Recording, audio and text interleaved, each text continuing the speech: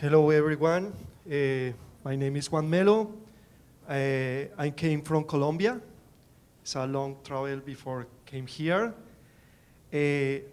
I'm a little bit nervous. It's my first opportunity to share this kind of experience in English, in this kind of scenarios.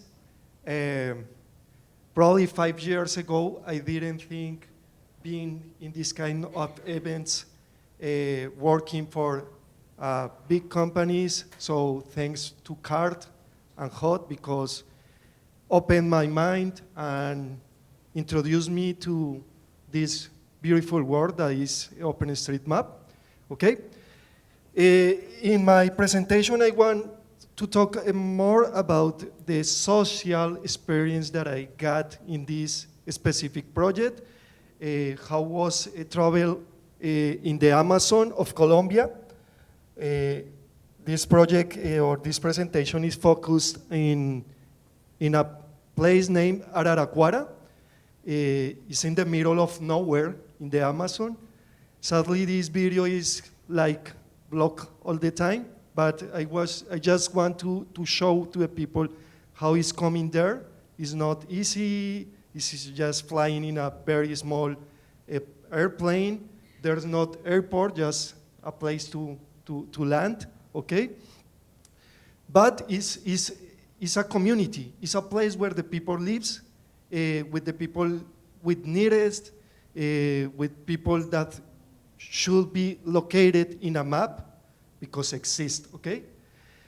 So the reason because I've been presenting this project in some places, in Colombia, in Brazil, and now USA, is because it was a very challenging project, probably the most challenging activity that I have developed in my professional life.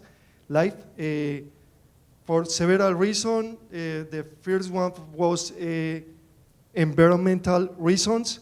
Actually, I wasn't prepared to be there in the middle of the jungle. I just carry a pair of pants.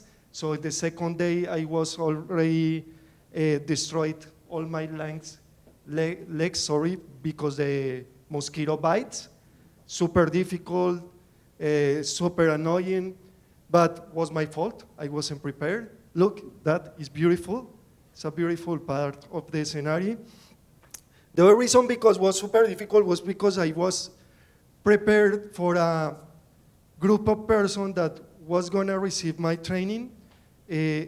In my mind, they had some knowledge about GIS because I received this information that the people already knows more or less about Esri technologies and, okay, I'm gonna prepare an spatial analyze training activity in QGIS. That was in my mind, how to take advantage about all the information that we are gonna build, et cetera, et cetera. But when I went to the place and I was in front of the people, they in the past didn't have access to technology. Some of them had problems managing the mouse of the computer.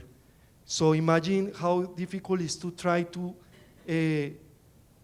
make a training activity, technical training activity, when people didn't have this opportunity in the past. So for me, it was super easy. If I were making a training activity right now, I can say, download Mapillary app and you go to your cell phone and that's it. But they didn't know what an app was. So it was super challenging for this reason too. And the last one was for social reasons. Some of the people of the community were not agreed with the work that we were developed in the region. So some of them were a little bit aggressive, asking to me, why are you doing that? Why are you here? And probably if you are in a technical area, you can defend your work and saying what is this important. I'm gonna tell you a little story. Probably if you listen about Colombia, all the things that you listen are bad things about the violence and the guerrilla and et cetera, et cetera. This is not completely the truth. In the big cities, you can travel and go around and visit the touristic places, and that's it, no problem. But in these remote places, this is real. So you cannot confront another person because you are not sure if you are talking with a good people or with a guerrilla guide. So for me, it was difficult at this moment that this person told me, what you are doing that. And I just had to keep quiet, and that's it. So for these reasons, very quiet reasons, was super difficult for me to develop this kind of activity. But this presentation will be split in two parts. The first one is about the technologies that we used to build the information in the region. Again, the reason of this project is because it's an area that is not in the map, a community in the middle of nowhere that has not, or at least didn't have any information, not official information, not commercial information, right? So the first thing that we developed or did in this region was taking aerial imagery using a parrot, an AFI, a drone parrot, an AFI. This is actually an achievement because in these kind of regions with this kind of violence or illegal crops, it's not easy at all to say, okay, I'm gonna fly a drone and that's it. It's kind of difficult, so we have to get permissions in order to can develop this. In this moment, we didn't have the drone tasking manager. That I don't know if you already know that you can split in small areas and complete a whole area to create an orthophoto. So it was kind of difficult to complete the whole area of the project. Sadly, I had that in a video, but here you cannot see the Aborigines, the Indigenous were flying the drone, and here we were flying the drone with the students of a school, okay? Using that, we got the orthophoto of the region. I'm gonna present in a moment the results of that. We also use the drone, the tasking manager, HOTS tasking manager, to map of all the community that is split in several areas, okay? A main area that is the biggest one, sorry for that, that is, sorry, wait a moment. Look, this one is Araraquara, but there are other communities and doques in other parts of the region. This map was completed by the community, okay? After they already know how to manage the mouse and understood how to create information, the own community map, their own territory was something that was great.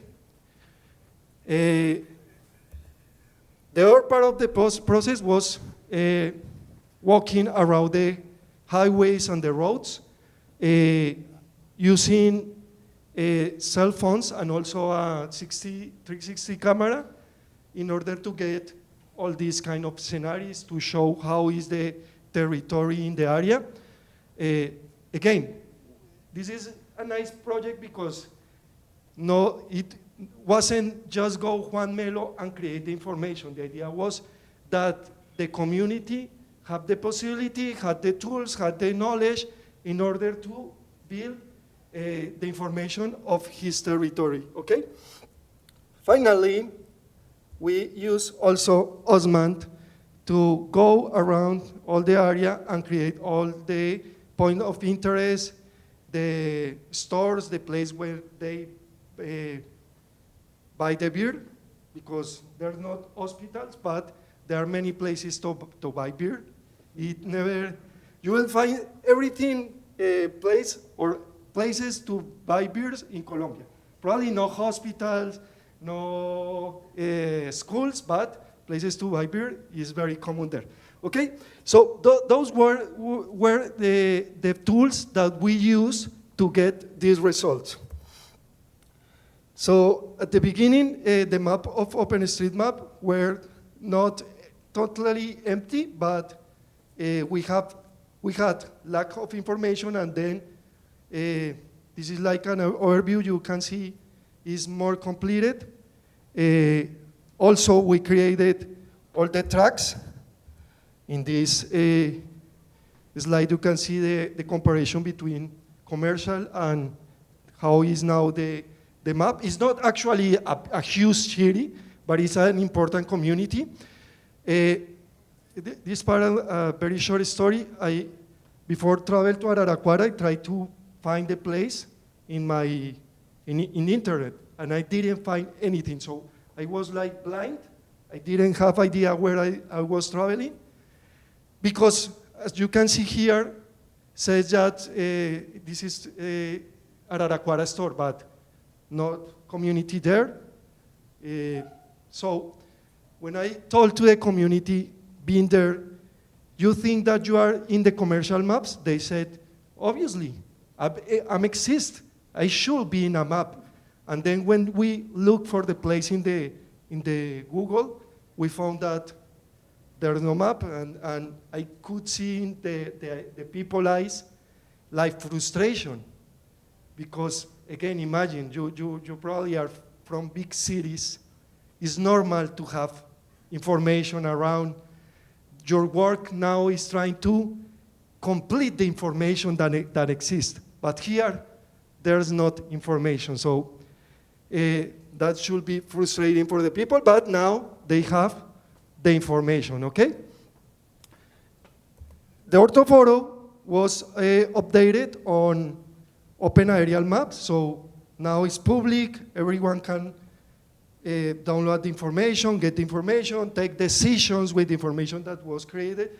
Here is just a comparison between the satellite open data that we have and the information, the orthophoto that was created, sorry.